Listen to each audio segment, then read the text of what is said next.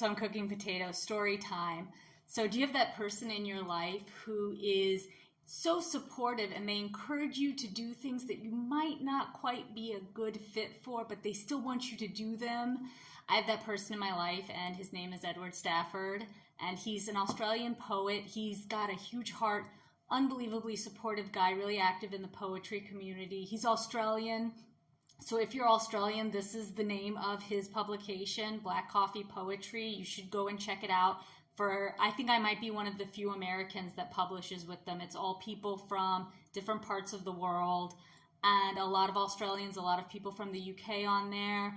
There's a German, Decorating Water. She's here on TikTok. She publishes with them, so you should check it out. But most of the poetry published there is very emotionally evocative, very raw and gritty.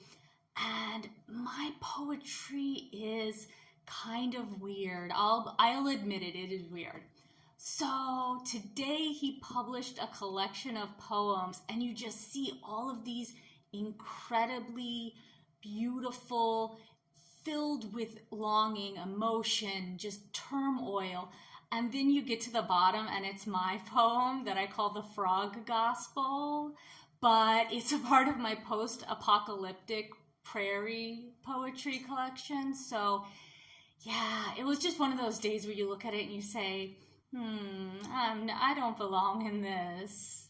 But that's okay. It's all right. But definitely go and check it out. And for everyone else, I'm going to read you my poem that I published today in Black Coffee Poetry called Frog Gospel.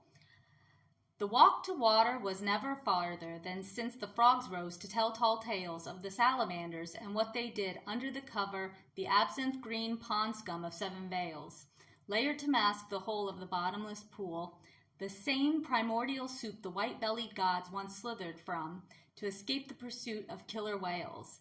That is, according to the dolphins, as told to the toads who'd never gone to ocean, so what do they know? But as I'd never gone beyond the light mirage that shimmers in a mocking dance past the final row, where the high corn won't grow, on the last ledge of existence. Here we remain, the god-stain. We bleed diamonds to keep our flesh in these purgatory plains. The flat geometry we mix with the frogs and toads and talking skeletons, whose yellowed ivory jaws slide along the mandible, as they remark non-stop on what a strange time to be alive, but since they're dead, credit must be extended. As for the frogs and the lies they spin, to speak of these sins is impolite in good company. So now I must sew tiny patches in the knees of the slacks the frogs sport to better suit their base urges to stir trouble slow to a boil. Plagues are never what they seem, and the walk to water never farther than when one desires to avoid conversation with the salamanders.